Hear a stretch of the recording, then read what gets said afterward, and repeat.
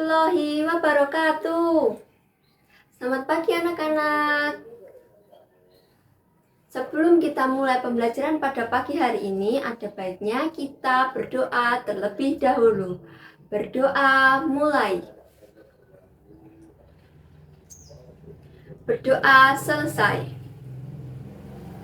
Anak-anak, pada pagi hari ini semua masuk semua tidak? Oke, kalau masuk semua berarti alhamdulillah. Sebelum kita masuk pada pembelajaran pada pagi hari ini, Bu Guru mau tanya sesuatu ke kalian yang berkaitan tentang materi yang akan dipelajari pada pagi hari ini. Bu Guru mau tanya kepada kalian, apakah anak-anak di sini pernah memperhatikan orang-orang yang ada di sekitar kalian? Pernah? Kalau pernah, Bu Guru mau tanya lagi. Apakah anak-anak pernah memperhatikan tentang pekerjaan, tentang sikap mereka, tentang tempat tinggal mereka? Pernah. Oke, pada pagi hari ini kita akan belajar mengenai kerjasama di lingkunganku. Pada materi ini kita akan membahas tentang perbedaan lingkungan sekitar. Kemudian kita akan membahas tentang gotong royong. Yang ketiga kita akan membahas tentang kompak dan kesatuan. Dan yang keempat kita akan membahas tentang penggunaan bahasa Indonesia yang baik dan benar. Pada materi yang akan Bu Guru bawakan yaitu tentang kerjasama di lingkunganku. Anak-anak di sini pernah memperhatikan tidak di lingkungan kalian? Misal ada orang atau tetangga kalian yang berbeda pekerjaan dengan orang tua kalian misalnya. Misalnya orang tua kalian adalah seorang guru, sementara tetangga kalian adalah seorang petani atau pedagang. Kalian pernah memperhatikan hal tersebut tidak? Pernah? Kalau pernah, apakah komunikasi mereka berbeda? Misalnya, tetangga kalian yang berprofesi sebagai petani membahas tentang mulai hari ini harga pupuk naik kepada ibu kalian yang berprofesi sebagai guru. Apakah pernah? Pernah.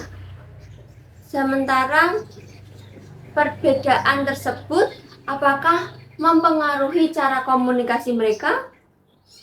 Tentu mempengaruhi, karena warga atau tetangga kalian di daerah lingkungan kalian tempat tinggal misalnya membahas tentang pupuk. Ibu kalian yang berprofesi sebagai guru tentunya juga harus menghormati dan juga mendengarkan cerita dari tetangga kalian, bukan? Misalnya Bu Ani adalah seorang petani jagung di lingkungan tempat kalian tinggal. Bu Ani tersebut bercerita kepada ibu kalian, Bu, per hari ini, bulan ini harga pupuk naik banget. Jadi saya bingung, apakah besok jagung yang akan saya jual juga mengalami kenaikan harga? Dan juga ibu kalian tentu menghormati. Ibu kalian merespon, berarti mulai per hari ini semua bahan pokok, bahan pupuk dan juga bahan tentang kenaikan harga jagung melonjak ya Bu. Seperti itu bukan contoh tentang percakapan mereka. Dan di sini juga percakapan tentang perbedaan tentunya tidak menghalangi tentang interaksi sosial antar tetangga, karena meskipun mereka berbeda dari segi pekerjaan atau profesi, interaksi sosial tentu masih bisa sering terjadi karena keberagaman sosial di mana kita hidup di wilayah yang bertetangga. Jadi percakapan antara Bu Ani dan ibu kalian yang berprofesi sebagai guru tentu bisa terjadi. Dan juga perbedaan bukanlah penghalang dari interaksi sosial, karena melalui perbedaanlah kita bisa meningkatkan nilai kesatuan dan persatuan di negara Indonesia dalam kehidupan bermasyarakat. Selanjutnya adalah kita sebagai warga masyarakat yang baik dalam bertetangga. Apakah kita harus memaksa tetangga kita untuk memiliki profesi yang sama dengan orang tua kita, atau kita menghormatinya? Bagus, kita harus menghormati tetangga kita yang memiliki perbedaan profesi tidak sama dengan orang tua kita. Karena menghargai dan menghormati perbedaan adalah cara kita menjunjung tinggi nilai persatuan dan kesatuan di negara kita, negara Indonesia. Adik-adik semua, kita hidup bertetangga, kita hidup bermasyarakat. Apakah adik-adik di sini pernah ikut terlibat dalam suatu kegiatan gotong royong? Kalau pernah, coba sebutkan contoh-contoh keterlibatan adik-adik dalam gotong royong. Ya, yang pertama, membantu mengganti cat tugu saat 17-an. Bagus. Yang kedua, membantu membersihkan selokan yang tersumbat. Bagus. Yang ketiga, membantu tetangga yang sedang kesusahan saat membangun rumah. Itu benar semua adik-adik. Jadi gotong royong bukan hanya kita ikut bergabung dalam suatu kegiatan masyarakat yang banyak, tapi kita juga harus membantu masyarakat yang sedang kesusahan juga. Karena suatu gotong royong adalah perwujudan dari sila ketiga Pancasila, yaitu Persatuan Indonesia, di mana kita sebagai rakyat harus bermasyarakat yang baik dan benar di lingkungan negara kita untuk mewujudkan nilai persatuan dan nilai kesatuan Republik Indonesia. Adik di sini pasti tidak asing bukan dengan tolong menolong, karena di lingkungan tempat kalian bertetangga juga kegiatan tolong menolong, kerja bakti, dan juga saling membantu antar tetangga bukan hal yang asing bagi kalian. Hal itu merupakan perwujudan dari nilai kesatuan yang harus dijunjung tinggi meskipun terjadi perbedaan, misalnya ada tetangga yang kesusahan, adalah nilai yang paling utama yang bisa kita junjung tinggi.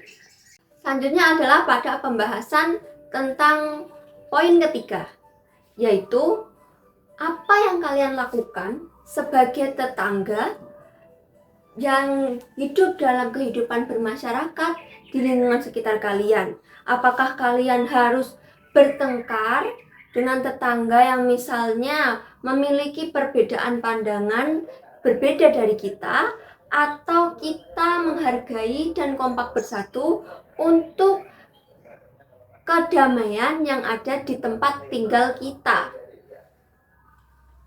Bagus, tentunya sebagai warga masyarakat yang baik dalam kehidupan bertetangga, kita harus bisa menghargai dan kompak bersatu demi kedamaian tempat tinggal kita. Karena tetangga adalah satu-satunya orang terdekat kita yang akan membantu kita ketika kita berada dalam kesusahan atau masalah. Tidak mungkin adik-adik misal tinggal di kota A, memiliki saudara yang jauh tinggal di kota B. Apakah langsung saudara adik-adik dari kota B langsung bisa menolong adik-adik yang misalnya sedang dalam masalah atau kesulitan di rumah? Tentu tidak, karena tetangga adalah satu-satunya orang terdekat yang akan membantu kita. Jadinya, berhubungan baik dengan tetangga adalah salah satu contoh syarat agar kita saat kesusahan kelak ada yang membantu. pada poin terakhir, kita akan membahas tentang cara penggunaan bahasa Indonesia yang baik dan benar. Karena bahasa Indonesia sendiri adalah bahasa utama kita sebagai warga negara Indonesia yang harus dikuasai dengan baik untuk berinteraksi sosial antar sesama masyarakat Indonesia. Bahasa Indonesia sendiri muncul pada Ikrar Sumpah Pemuda yang ketiga, yaitu bunyinya, kami, putra dan putri Indonesia, menjunjung tinggi bahasa persatuan bahasa Indonesia, yang mana maknanya selain bahasa komunikasi kita sehari-hari, bahasa Indonesia adalah bahasa persatuan antar masyarakat Indonesia dan juga bahasa yang digunakan sehari-hari oleh masyarakat Indonesia untuk berkomunikasi. Kalau Bu Guru ambil contoh, semisal kalian ada di wilayah tempat kalian tinggal dan kalian membutuhkan pertolongan dari teman atau tetangga kalian yang tinggal di wilayah tempat tinggal kalian, kalian akan menggunakan bahasa Indonesia yang seperti apa? Apakah yang bahasa Indonesia yang tidak sopan seperti woi, tolong bantu, atau bahasa Indonesia, apakah kamu sibuk? Bisa tolong bantu aku? Adik-adik akan menggunakan bahasa yang mana? Iya, bagus. Yang pertama adalah tanyakan dulu apakah orang tersebut bisa membantu, seperti menanyakan apakah kamu sibuk atau apakah kamu bisa membantu saya. Yang kedua, utamakanlah penggunaan kalimat tolong sebelum kita meminta bantuan kepada orang lain. Seperti, tolong bantu aku sebentar, bisa tidak? Atau, tolong bantu aku lagi kesusahan. Seperti itu. Dan yang terakhir, jangan lupa ucapkan kalimat terima kasih setelah teman kalian membantu kalian. Seperti adik-adik sudah dibantu, misal mengangkat barang bawaan. Nah, kan teman kalian sudah membantu. Jadi jangan lupa ucapkan terima kasih ya sudah membantu aku, atau terima kasih bantuannya. Seperti itu. Karena kalimat tolong dan terima kasih adalah paling penting untuk nilai kesopanan kita kepada orang lain. Nah, pembahasan pada siang hari ini tentang materi kerjasama di lingkunganku sudah selesai kita bahas secara tuntas. Sebelum itu, sebelum Bu Guru akhiri pembelajaran pada siang hari ini, apakah adik-adik di sini ada yang mau ditanyakan? Kalau tidak, Bu Guru yang gantian akan memberikan kalian tugas, yaitu amatilah perbedaan yang ada di lingkungan tempat tinggal kalian dan cara mereka berkomunikasi. Apakah perbedaan yang ada di lingkungan kalian mempengaruhi cara komunikasi mereka atau tidak? Kalau sudah, Bu Guru kira cukup. Pembelajaran Bu Guru akhiri sampai di sini. Selamat siang adik-adik. Wassalamualaikum warahmatullahi wabarakatuh.